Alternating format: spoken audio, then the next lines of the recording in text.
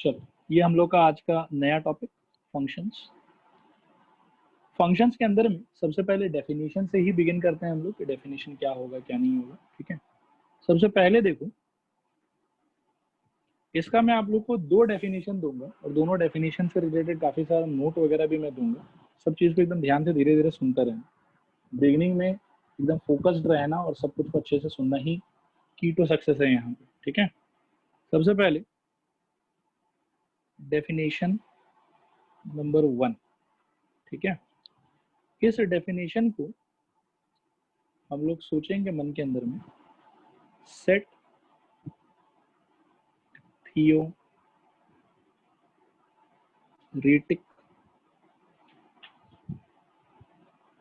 Approach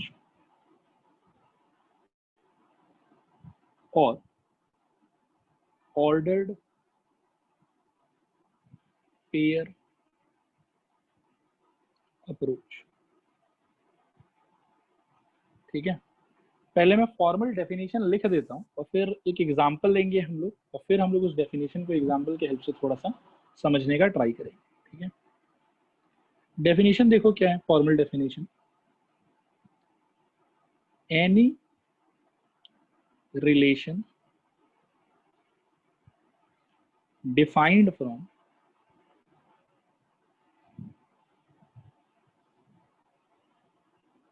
capital A to capital B will be called function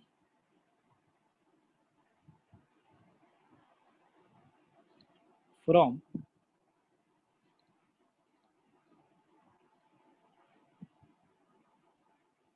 A to B if it relates or associates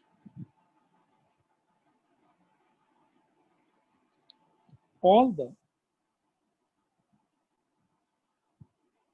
elements of capital E with any but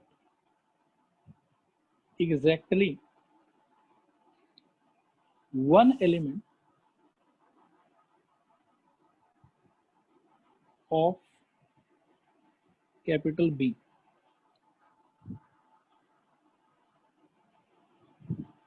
Full stop.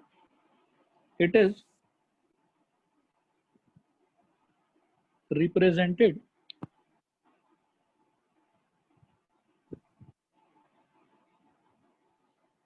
by, इसका symbol है F dot dot A arrow B।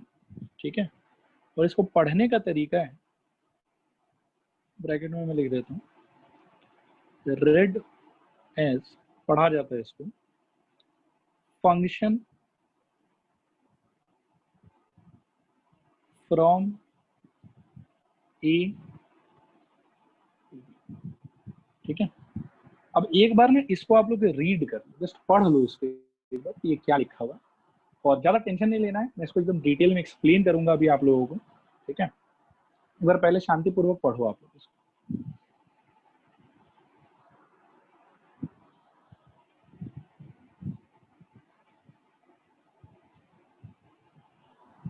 Sir यही होगी ना शायद, domain same नहीं रह सकता।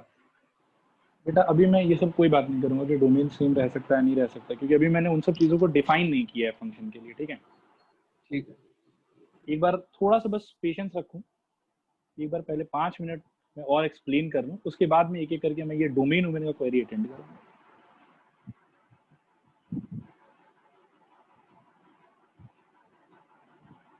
पढ़ना हुआ सबका? हाँ सर। बाकी लोग रिस्पॉन्ड करो बेटा, पढ़ना हो गया सबका एक एक बार? हाँ सर। Okay, alright. अब बेटा इसको मैं देखो रिलेट करता हूँ पहले बचपन के चीजों से थोड़ा सा, ठीक है। आप लोग ये बात बताओ, पैरेललोग्राम का डेफिनेशन क्या होता है?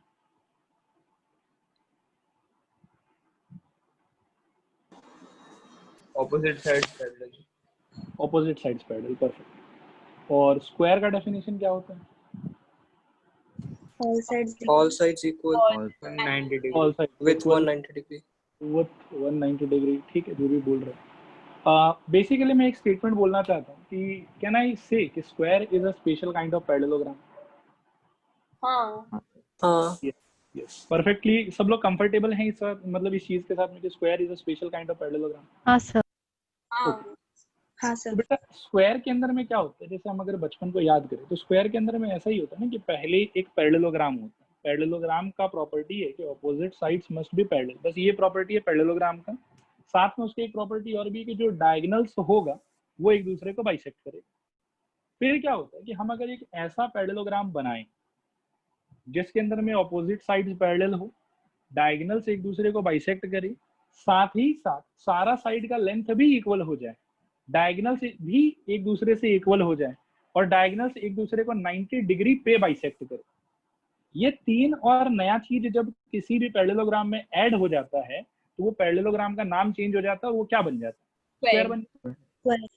बट बेसिकली स्क्वायर का भी जो जन्म हुआ, जन्म तो पैरेललोग्राम के रूप में ही हुआ ना। तो पहले पैरेललोग्राम था, फिर कुछ और एडिशनल कंडीशंस वो सेटिस्फाई करने लगा, और सिंस वो नया एडिशनल कंडीशंस सेटिस्फाई करने लगा तो उसके चक्कर में उसका नाम बदल गया और अब उसको हम लोग पैरेललोग्राम बोल के नहीं पुकार रहे हैं, अब हम लोग उसको क्या बोल रहे हैं कि तुम क्या बन गया? स्क्वायर बन गया।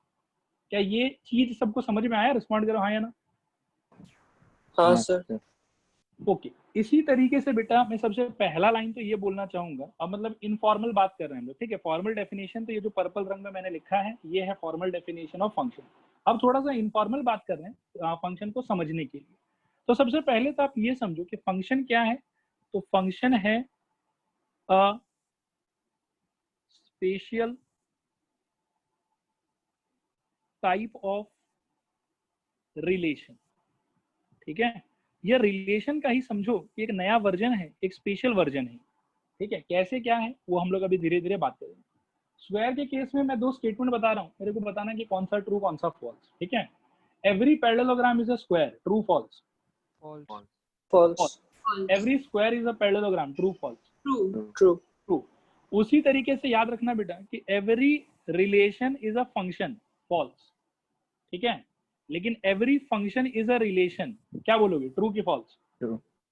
ट्रू, क्योंकि फंक्शन जो है वो रिलेशन के थ्रू ही बनता है। रिलेशन ही जब कुछ और एडिशनल कंडीशन सेटिस्फाई करने लगेगा तो हम लोग उसको फंक्शन बोलने लगेंगे। क्या ये बात समझ में आया? बोलो हाँ या ना।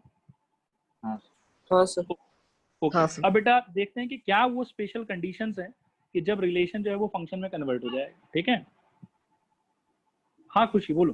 Sir every relation is a function नहीं बोल सकता ना, नहीं नहीं नहीं, बिल्कुल नहीं बोल पर सकते बेटा। Every function is a relation बोल सकता है।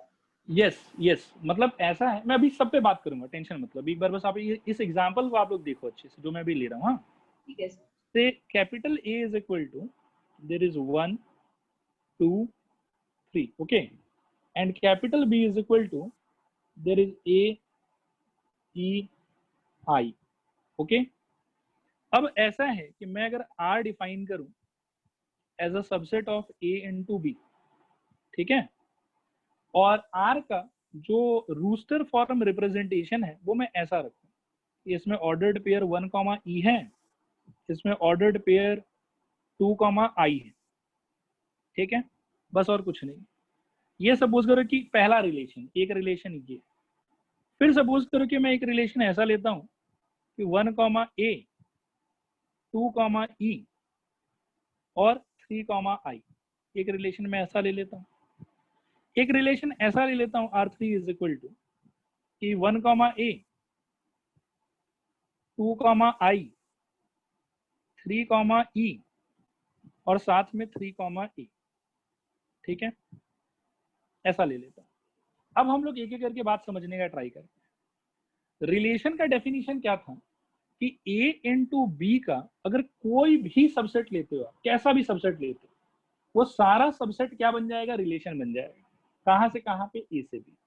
तो R1 क्या है? R1 obviously A into B का सबसेट है। क्यों? क्योंकि R1 के अंदर में देखो पहला ऑर्डर्ड पेयर क्या है, 1, E। 1 कहाँ से आया? A से आया। E कहाँ से आया? B से आया। तो ये जो ऑर्डर्ड पेयर आया ये कहाँ से आया? A इंटू बी से आया। तो चलो बढ़िया बात है, होना भी चाहिए था वैसा ही।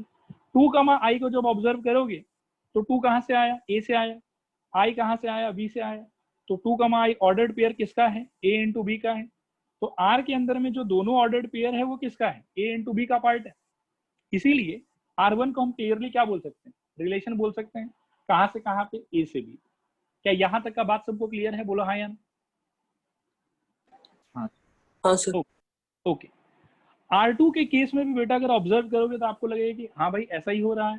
सारे ऑर्डर्ड पेयर में पहला कंपोनेंट कैपिटल A का है, दूसरा कंपोनेंट कैपिटल B का है। तो ये सारा ऑर्डर्ड पेयर कहीं ना कहीं A इंटू बी से निकला हुआ होगा। तो इसीलिए इस कलेक्शन को भी हम कह सकते हैं कि ये A इंटू बी का सबसेट होगा। और इसीलिए R2 को भी हम लोग A से लेके B पे रिलेशन बोल सकते हैं। बोलो हाँ या ना। हाँ सर। ओके। R3 को ऑब्जर्व करो, सेम ही प्रॉपर्टी वैलिड हो रहा है ना। ये सारा का सारा ऑर्डर्ड पेयर ऐसा है कि first component is coming from capital A, second component is coming from capital B। Therefore we can say कि all the components are coming from A into B। और since all the components are coming from A into B, तो therefore overall हम कह सकते हैं कि R3 के अंदर में जो ये ऑर्डर्ड पेयर्स है these are forming a subset of A into B। मतलब ये जो कलेक्शन है R3 का, it is a subset of A into B, and since it is a subset of A into B, therefore R3 is also a relation from A to B। बोलो ये तीनों explanation अभी तक आया समझ कि नहीं आया समझ? हाँ सर। ओके। अब R2 के अंदर में देखना बेटा कि R2 के अंदर में कुछ खास बात जो R1 और R3 में नहीं है। क्या खास बात है वो मैं एक्सप्लेन कर रहा हूं, ध्यान से सुनो। R2 क्या कर रहा है कि R2 कैपिटल A के सारे एलिमेंट्स को, यानी कि फर्स्ट सेट के सारे एलिमेंट्स को सेकंड सेट के किसी ना किसी एलिमेंट के साथ में एसोसिएट कर रहा है। R2 फर्स्ट सेट के सारे एलिमेंट्स को किसी ना किसी सेकंड सेट के एलिमेंट के साथ में एसोसिएट कर रहा है। ठीक है। अब देखो उसने 1 को एसोसिएट करा किसके साथ? A के साथ। 2 को एसोसिएट करा किसके साथ? E के साथ। और 3 को एसोसिएट करा किसके साथ? I के साथ। ठीक है। लेकिन ये काम R1 नहीं कर पा रहा। R1 के केस में क्या हुआ कि उसने 1 को तो एसोसिएट कर दिया किसके साथ? E के साथ, कोई दिक्कत नहीं है। 2 को एसोसिएट कर दिया I के साथ, लेकिन 3 को किसी के भी साथ एसोसिएट नहीं किया, 3 छूट गया। ठीक है। सिमिलरली R3 में देखो तो उसमें भी दिक्कत है। उसने क्या किया कि 1 को एसोसिएट किया A के साथ में, बढ़िया बात है, कोई दिक्कत नहीं। 2 को एसोसिएट किया I के साथ में, बढ़िया बात है, कोई दिक्कत नहीं। 3 को एसोसिएट किया E के साथ में, तभी भी बढ़िया बात है, कोई दिक्कत नहीं।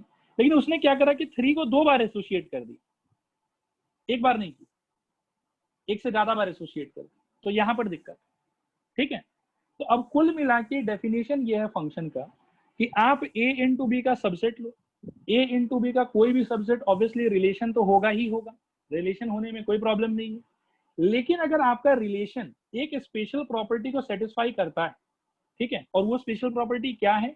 वो स्पेशल प्रॉपर्टी है कि आपके फर्स्ट सेट का सारा एलिमेंट सेकंड सेट के किसी न किसी एलिमेंट के साथ में एसोसिएट होना चाहिए, और एग्जैक्टली एक बार एसोसिएट होना चाहिए, एक से ज्यादा बार एसोसिएट नहीं होना चाहिए। मतलब फर्स्ट सेट के अंदर में कोई भी फालतू पेयर नहीं रहना चाहिए जो किसी के साथ भी एसोसिएटेड नहीं है, और फर्स्ट सेट में कोई ऐसा पेयर भी नहीं होना चाहिए जो एक से ज्यादा आदमी के साथ में एसोसिएटेड। अगर कोई भी रिलेशन इन कंडीशंस को फुलफिल कर रहा है तो उस रिलेशन को हम लोग फंक्शन बोलेंगे। बोलो बच्चों, आया बात समझ कि नहीं आया समझ? हाँ सर। तो मतलब अब A का ईच एलिमेंट को B का किसी ना किसी बट एक से एलिमेंट से ऑर्डर यस, करना है। एग्जैक्टली एक से, यस, एक से कांटेक्ट करना है, एक से एसोसिएट करना है। फर्स्ट सेट में there should be no one which is left and there should be no one which has been used twice. कोई सर छूटना भी नहीं चाहिए और कोई 2 बार एसोसिएट भी नहीं होना चाहिए। हाँ रमन बोलो। सर अगर एक में 3 एलिमेंट हुआ, दूसरा में 4 एलिमेंट हुआ तो? कोई प्रॉब्लम नहीं है, आप यहीं पर A E I के साथ में O भी ले लो। मैं जो भी कंडीशंस बता रहा हूँ वो फर्स्ट सेट के लिए बता रहा हूँ, सेकंड सेट पे कोई रेस्ट्रिक्शन नहीं। सेकंड सेट का एक ही आदमी 4 बार यूज हो जाए तो भी चलेगा, ठीक है। सेकंड सेट का कोई आदमी छूट भी जाए तो भी कोई प्रॉब्लम नहीं है। मान लो कि मैं एक रिलेशन लिखता हूं अभी, देखो R4, देखना ध्यान से, 1, A, 2, A, 3, A, ये भी फंक्शन होगा। अब बोलोगे क्यों फंक्शन होगा? क्योंकि फर्स्ट सेट का सारा एलिमेंट सेकंड सेट के किसी ना किसी से एसोसिएट हो रहा है। 1 जो है वो A से एसोसिएट हो रहा है, 2 जो है वो भी A से एसोसिएट हो रहा है, और 3 जो है वो भी A से एसोसिएट हो रहा है। तो हमारा जो बेसिक कंडीशन है कि फर्स्ट सेट का कोई भी एलिमेंट छूटना नहीं चाहिए, तो छूट तो नहीं रहा कोई भी एलिमेंट, सब तो यूज में आ ही रहा है, और सबके पास में एग्जैक्टली एक एक कनेक्शन होना चाहिए। एग्जैक्टली एक कनेक्शन, मैं ये नहीं कह रहा हूं कि सबका कनेक्शन अलग अलग होना चाहिए, कनेक्शन किसी का कोई भी हो सकता है, लेकिन एग्जैक्टली एक कनेक्शन होना चाहिए, एक से ज्यादा कनेक्शन नहीं होना चाहिए। सर हाँ, मतलब यहाँ में R2 और R4 फंक्शन है क्या, ये वाला? यस यस, एकदम करेक्ट बेटा, R2 भी फंक्शन है, परफेक्ट। बट R1 फंक्शन नहीं है, R3 फंक्शन नहीं है, ठीक है। स्टूडेंट्स एक बार बोलो कि यहाँ तक क्या आप लोगों को 50% भी समझ में आया है? मतलब 100% को एक बार छोड़ो, 50% समझ में आया जितना मैंने समझाया अभी हाँ तक? सर। हाँ सर। हाँ सर। हाँ सर। हाँ सर। ओके, वेरी गुड बेटा, तो मतलब बहुत अच्छा प्रोग्रेस चल रहा है हम लोग का। एक बार ये पर्पल वाला सारा लाइन वापस से पढ़ो आप लोग।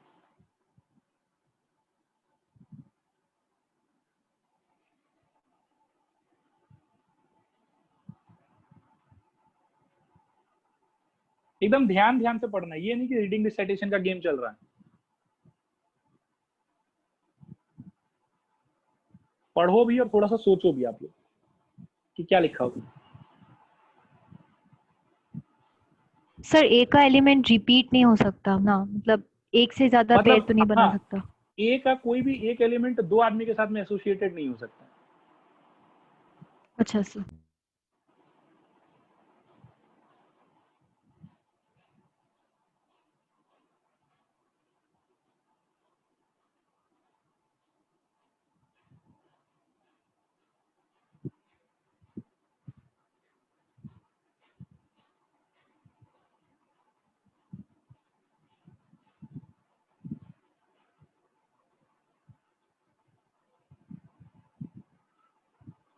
पढ़ना हुआ सबका? रिस्पॉन्ड करो। हाँ। अब बेटा इस डेफिनेशन को ना आप लोग इस सिचुएशन में अप्लाई करने का थोड़ा सा ट्राई करो। सबको स्क्रीन क्लियरली दिखाई दे रहा है पूरा फुल? हाँ सर। हाँ। ओके, वेरी गुड बेटा। अब इस ऊपर वाले डेफिनेशन को नीचे वाले के साथ में थोड़ा समझने का ट्राई करो आप लोग। देखो समझ आ रहा है कि नहीं समझ में आ रहा है?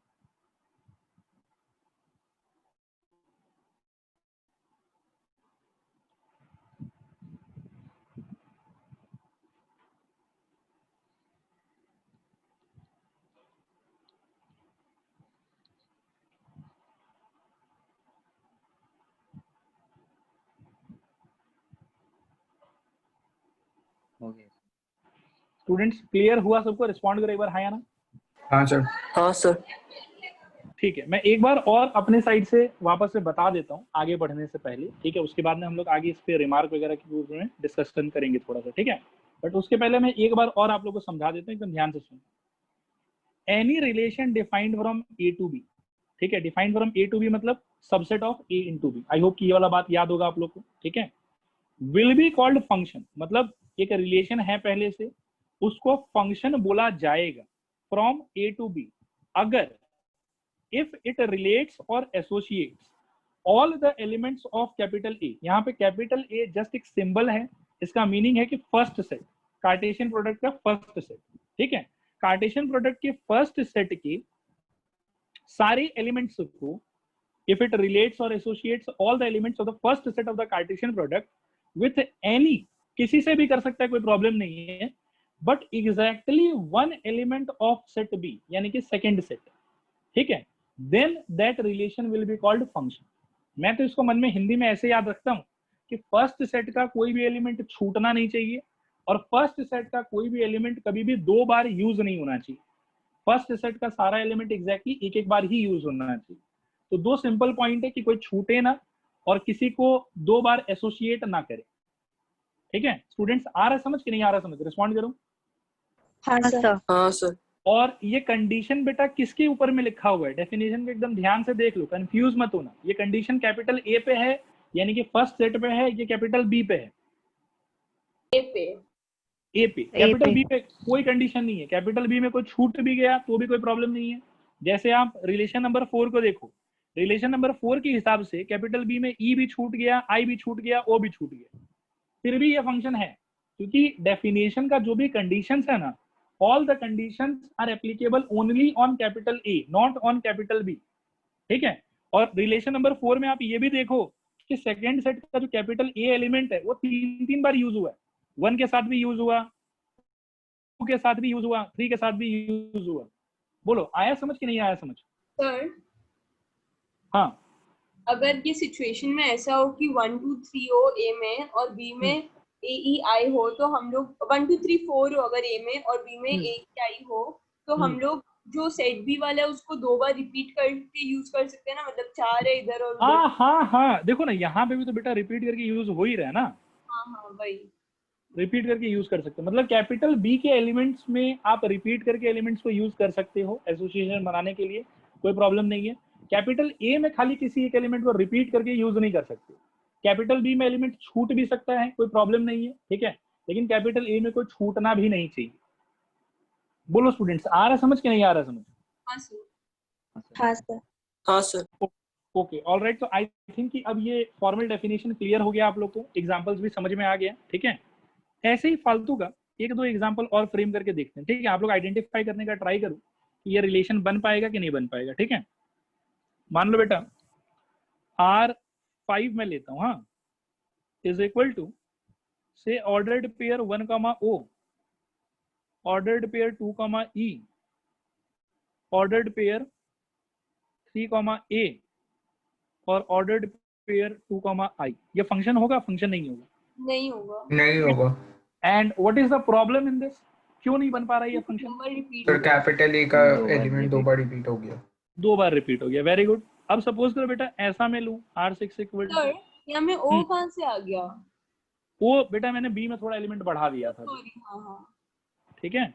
अब R6 में बेटा सोचो मैं ऐसा लेता हूँ कि 1, O फिर 2, I। ये फंक्शन बन पाएगा क्या?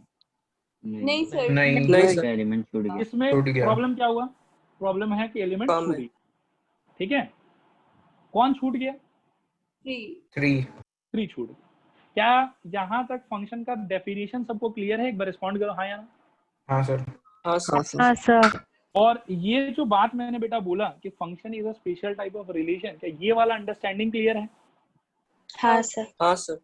ओके तो उसमें ट्रू एंड फॉल्स एक बार और बताओ कि every relation is a function, true false? False. Every function is a relation, true false? True. True, very good. अब बेटा कुछ रिमार्क्स है इससे रिलेटेड, ठीक है। ये तो हमने पढ़ लिया सब कुछ, अब कुछ रिमार्क्स है, मैं एक एक करके उनको लिखता हूँ और इनमें अगर कहीं पर भी आप लोग को डाउट आए तो आप लोग आराम से पूछ लें, ठीक है।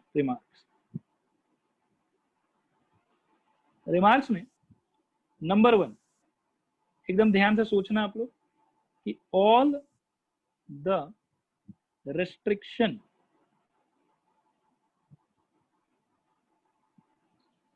are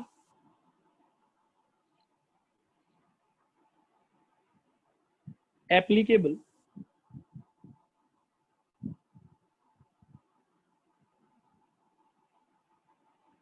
on capital A, that is the first set of the Cartesian product.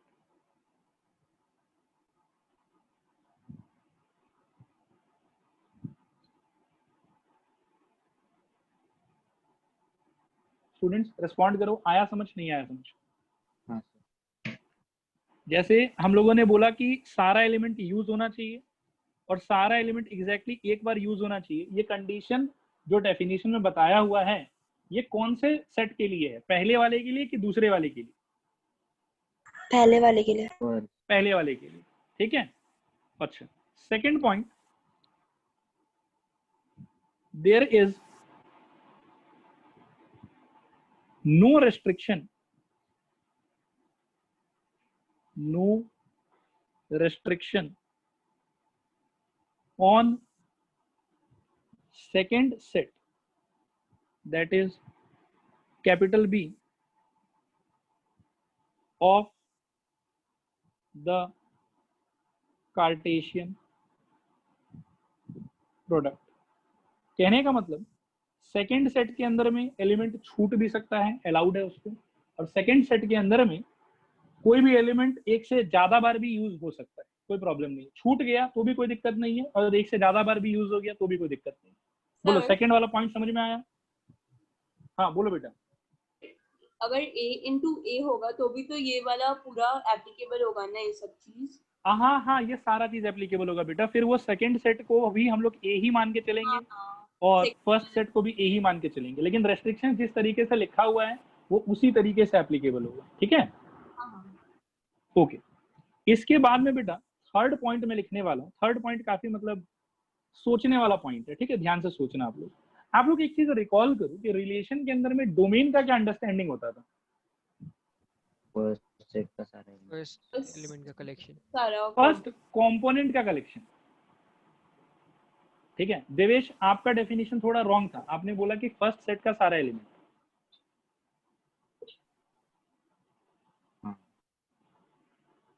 Students ये चीज एक बार कंफर्म करो कि रिलेशन के डोमेन का मीनिंग क्या था, फर्स्ट सेट का सारा एलिमेंट या सारे फर्स्ट कंपोनेंट का कलेक्शन? सारे first component, first components, first component का कलेक्शन। अब पहले वाले में डोमेन क्या होगा? 1,2। दूसरे वाले में डोमेन क्या होगा? 1,2,3। थर्ड वाले में 1 2 3, फोर्थ वाले में 1 2 3, फिफ्थ वाले में 1 2 3, और सिक्स्थ वाले में 1 2। बोलो आ रहा समझ, नहीं आ रहा समझ? हाँ सर। अब देखो बेटा क्या होता है कि फंक्शन के टाइम पे भी डोमेन का डेफिनेशन ना यही लॉजिक से आता है। फंक्शन के टाइम पे क्या होता है कि जैसे रिलेशन के टाइम पे इट इज नॉट नेसेसरी कि आपके जो ऑर्डर्ड पेयर्स होगा उस ऑर्डर्ड पेयर्स के अंदर में फर्स्ट सेट का सारा एलिमेंट आया होगा, दैट इज नॉट नेसेसरी। कुछ आ भी सकता है, कुछ छूट भी सकता है, ठीक है। लेकिन जब आप फंक्शन डिफाइन करोगे तो is it very clear from the definition of the function कि फर्स्ट सेट का सारा एलिमेंट कोई ना कोई ऑर्डर्ड पेयर में आया ही होगा, क्योंकि it is mandatory to use all the elements of the first set in some और the other ordered pair. Students respond करो, ये वाला बात आया समझ कि नहीं आया समझ? हाँ सर। तो अगर फर्स्ट सेट का सारा एलिमेंट कोई ना कोई ऑर्डर्ड पेयर में आया ही होगा तो क्या हम ये बोल सकते हैं कि इसका डोमेन हर हमेशा कंप्लीट फर्स्ट सेट होगा? मतलब फंक्शन के अंदर में भी डोमेन का लॉजिक तो वही है। डोमेन का लॉजिक है कि collection of all the first components of all the ordered pairs present in the relation. मैं एक बार रिपीट कर रहा हूं, डोमेन का meaning in case of function है collection of all the first components of all the ordered pairs present in the function। बोलो students आ रहा समझ, नहीं आ रहा समझ? हाँ सर आ रहे। हाँ सर। लेकिन यहाँ पे फंक्शन के डेफिनेशन में ही ये बोला हुआ है कि कैपिटल ए यानी कि फर्स्ट सेट के सारे एलिमेंट को किसी ना किसी ऑर्डर्ड पेयर में एक बार तो आना ही पड़ेगा। बोलो आया समझ कि नहीं आया समझ? तो जब हम ये कलेक्शन बेटा क्रिएट करेंगे तो हर बार एट द एंड हमारे हाथ में क्या रहेगा?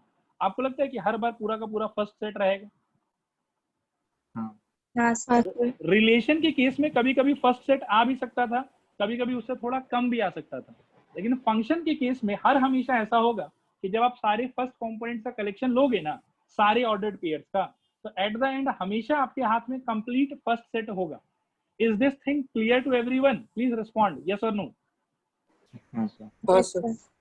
हाँ सर। थोड़ा सा एनर्जी दिखाओ बेटा, क्योंकि मेरे को डाउट रहता है कि आया समझ कि नहीं आया समझ।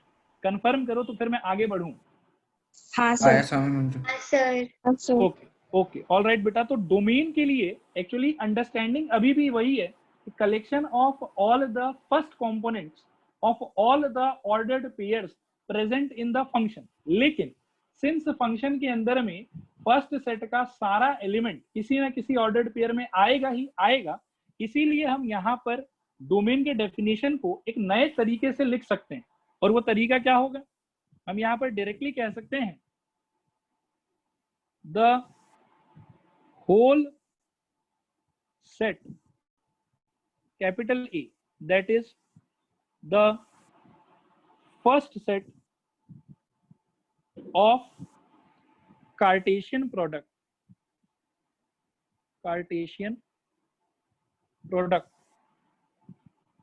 is called domain of the function. बोलो, आया समझ, नहीं आया समझ? हाँ सर। हाँ सर। और ये बेटा मैंने कोई नया डेफिनेशन लिखा है कि ये पुराना डेफिनेशन का ही एक नया फॉर्म है? नया फॉर्म। मतलब ये डेफिनेशन पुराने डेफिनेशन के साथ में कंसिस्टेंट है, वो सेम है, ये वाला बात और वो वाला बात। खाली फंक्शन के टाइम पे हुआ क्या कि सिंस फर्स्ट सेट का सारा एलिमेंट यूज होना मैंडेटरी था, इसीलिए जब मैं सारे फर्स्ट कंपोनेंट का कलेक्शन लूंगा तो एट द एंड वो पूरा का पूरा पहला सेट ही निकल के आएगा। स्टूडेंट्स एक बार रिस्पॉन्ड करो, क्लियर है नहीं क्लियर है? हाँ सर। Okay, alright. अब बेटा नेक्स्ट हम लोग बात करेंगे रेंज के बारे में, ठीक है? अभी रेंज का आप लोग मेरे को याद दिलाओ कि रिलेशन के टाइम पे क्या डेफिनेशन था? ऑल कंपोनेंट्स ऑफ सेकंड सारा कंपोनेंट होगा, सेकंड सारा कंपोनेंट्स का कलेक्शन। बाकी लोग भी बताओ बेटा क्या डेफिनेशन था रेंज का? set of second Relation components का of order pairs. Yes, set of या collection of all the second components of all the ordered pairs present. Students respond करो, ये याद है नहीं याद है? हाँ सर। रेंज का आज भी फंक्शन के लिए भी सेम डेफिनेशन। क्यों? क्योंकि सेकंड सेट पे ऐसा कोई मैंडेटरी कंडीशन तो है नहीं कि सारा का सारा एलिमेंट यूज होना पड़ेगा, वो तो ऑप्शनल है कि सारा यूज हो भी सकता है, सारा यूज नहीं भी हो सकता है। बोलो स्टूडेंट्स, आ रहा है समझ कि नहीं आ रहा है समझ? हाँ सर। हाँ सर। ओके, तो पहले मैं डेफिनेशन लिख लेता हूं बेटा और फिर हम लोग इस पे बात करेंगे। 4 नंबर पे देखना ध्यान से, the collection of all the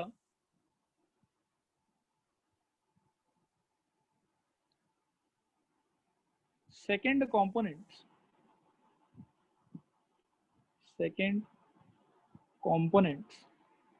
of all the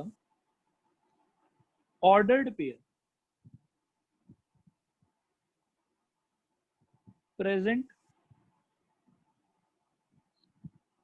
in the function is called range of function। बोलो स्टूडेंट्स, ये डेफिनेशन आया समझ नहीं आया समझ? हाँ सर। हाँ ओके, इस डेफिनेशन के बेसिस पे यहाँ पर देखो 3 टू फंक्शन था कि 2 टू फंक्शन था? 2 फंक्शन दो। था, 2 फंक्शन। उन दोनों फंक्शन का बेटा थोड़ा सा रेंज बताओ मेरे को। ए ई आई पे R2 का, R2 का, ओके। ए होगा R4 का, R4 का रेंज होगा सिर्फ ए। बोलो ए। आ रहा है समझ सबको कि नहीं आ रहा है समझ? हाँ सर। हाँ ओके सर। ओके बेटा, इसका यदि मैं सपोज करूँ कि यहाँ पे 3 कॉमा ई ऐड कर लेता हूँ, ठीक है, तो बताओ तो इसका रेंज क्या हो जाएगा? अब तो ये फंक्शन हो जाएगा OIE। OIE। ये बात सारे स्टूडेंट्स को क्लियर हुआ? एक बार रिस्पॉन्ड करो हाँ या ना। हाँ सर। हाँ सर। हाँ सर। Okay, alright. अच्छा, रेंज का ना एक और डेफिनेशन यहाँ पर मैं देना चाहता हूँ जो सेम ही चीज को एक अलग लैंग्वेज में बताता है, ठीक है? थोड़ा सा बस आप लोग ध्यान से इसको देखो एंड आई एम श्योर कि आप लोग सबको समझ में आ जाएगा। देखो क्या, the collection of all the elements of second set, that is B। और सेकेंड सेट क्या चीज का second set? Second set of Cartesian product, Cartesian product, ठीक है, that is B, which is used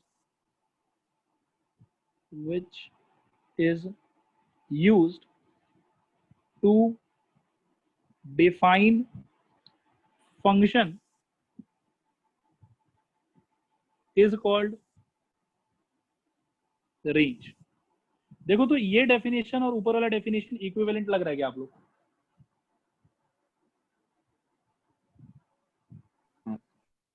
students respond करो, हाँ ना। हाँ सर। हाँ सर। बाकी लोग भी थोड़ा सा एनर्जी दिखाओ बेटा। केशव, वैशाली, विवेक, ध्रुव, मेघना। हाँ सर। हाँ सर। ओके। किसी को अगर मन में थोड़ा सा संदेह वगैरह भी है बेटा तो आप यहाँ पर वापस से देख सकते हो। देखो कि सेकंड जो मैंने लिखा रेंज का दूसरा डेफिनेशन, कि आप ऐसा देखो कि जैसे R4 को डिफाइन करते समय सेकंड सेट यानी कि कैपिटल बी का कौन कौन सा एलिमेंट यूज हुआ बताओ? A। सिर्फ ए यूज हुआ, तो ए को हम लोग बोलेंगे रेंज। ठीक है। R2 को डिफाइन करते समय सेकंड सेट का कौन कौन सा एलिमेंट यूज हुआ? ए, ई, आई। तो इसीलिए ए, ई, आई मिलके क्या हो जाएगा? रेंज। बोलो आ रहा है समझ, नहीं आ रहा है समझ? हाँ सर। हाँ सर। R6 को डिफाइन करने के लिए बेटा सेकंड सेट का क्या क्या यूज हुआ? OIE। तो ओ आई ई मिलके क्या हो जाएगा आपका? रेंज। बोलो आ रहा है समझ, नहीं आ रहा समझ? हाँ सर। हाँ सर। तो आई थिंक कि रेंज का ये दूसरा डेफिनेशन भी क्लियर हो गया आप लोगों को। ठीक है। अब नेक्स्ट बेटा पांचवा रिमार्क। पांचवा रिमार्क भी पुराने का ही कॉपी। आपको पहले के टाइम पे याद होगा कि कोडोमेन किसको कहते थे हम लोग? Entire set B। Entire second set या एंटायर सेट बी। ठीक है। बोलो स्टूडेंट्स, याद है कि नहीं याद है? हाँ सर। तो बेटा वही वाला चीज यहां पर भी होता है, देखना ध्यान से। The whole second set of the Cartesian product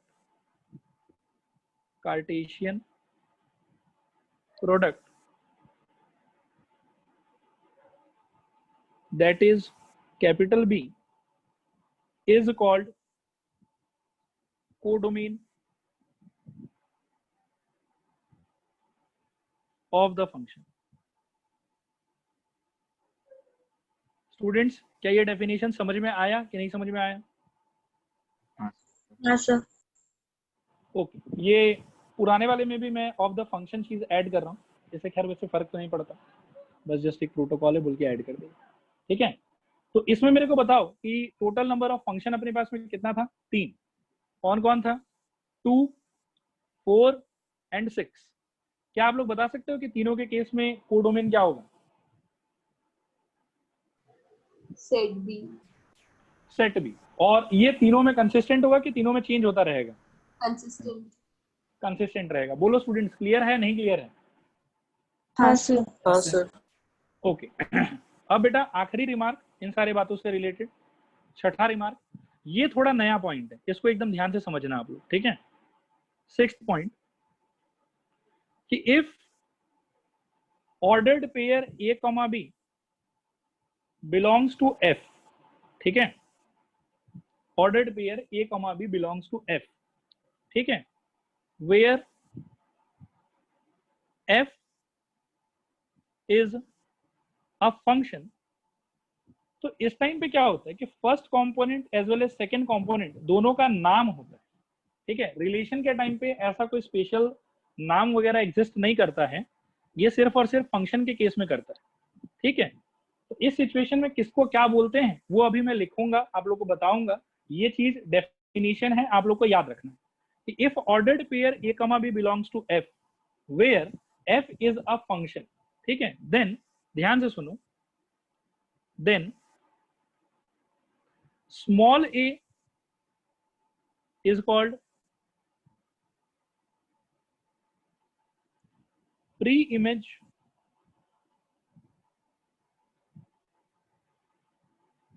of B and small b is called image of A। मतलब ये एक नॉमेनक्लेचर है, जिस नॉमेनक्लेचर को अपने को याद रखना है। ठीक है। इसका आप ऐसा अंडरस्टैंडिंग ले सकते हो कि ऑब्वियसली एफ जो है, मतलब इसको एक दूसरे तरीके से भी समझते हैं। देखो सपोज करो कि एफ जो है वो कैपिटल ए से लेके कैपिटल बी पे डिफाइंड, ठीक है, such that ordered pair A कमा बी बिलोंग्स टू एफ। तो ऑब्वियसली बेटा स्मॉल ए कहाँ से आया होगा? कैपिटल ए से। और स्मॉल बी कहाँ से आया होगा? कैपिटल बी से। बोलो ये वाला बात आया समझ कि नहीं आया समझ? हाँ सर। ओके, तो इसका यदि हम लोग फोटो बनाएंगे बेटा, तो फोटो कैसा होना चाहिए? मतलब एरो डायग्राम अगर मेरे को बनाना है तो कैसा होना चाहिए? पहला गोला क्या चीज का होगा? ए का कि बी का? ए का, ऑब्वियसली ए का।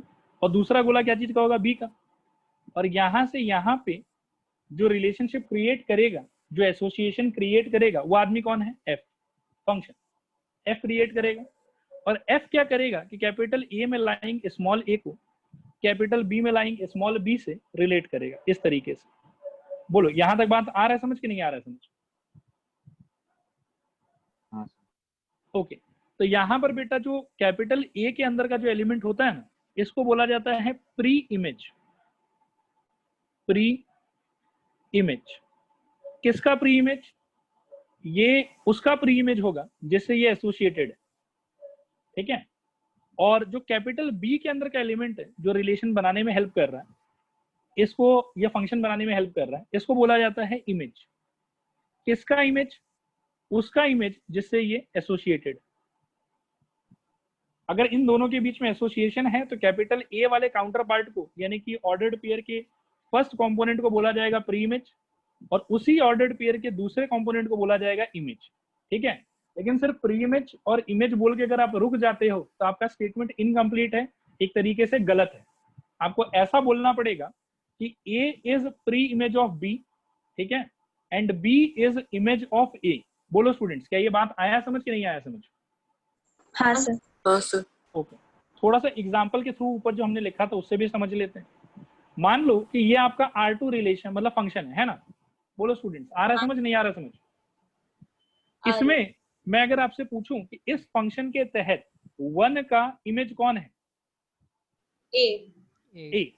ए का प्री इमेज कौन है R2 के हिसाब से? 1। 2 का इमेज कौन है? ई का प्री इमेज कौन है? 2।